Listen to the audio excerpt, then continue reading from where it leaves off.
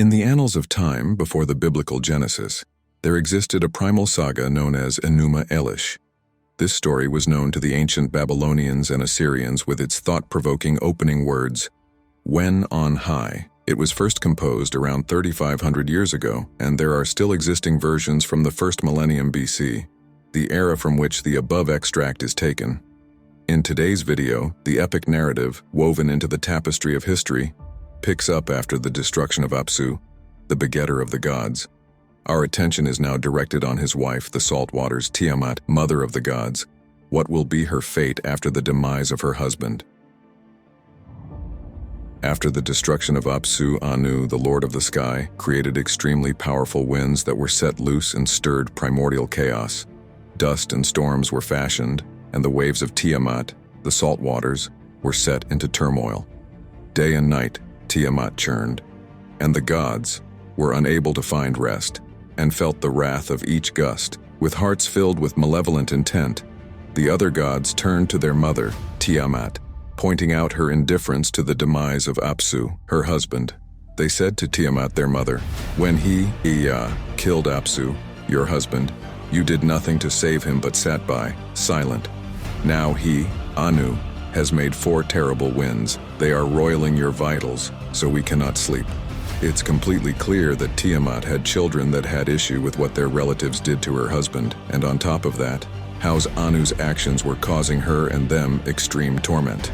Undoubtedly, there was a feud among this godly lineage.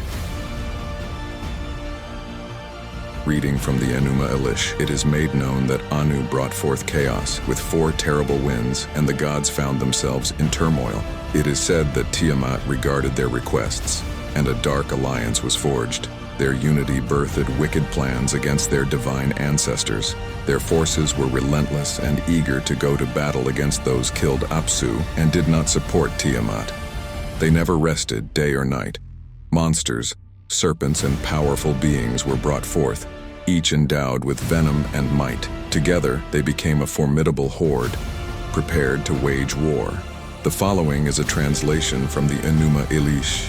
They rallied around and drew up at Tiamat's side, angry, scheming, never lying down to rest night nor day, eager for battle, rumbling, raging, forming a host, that they might start hostilities. Mother Hubur, who can form everything, added countless invincible weapons, gave birth to monster serpents. The dragon queen Tiamat armed her offspring with indomitable power, and the stage was set for a cosmic showdown.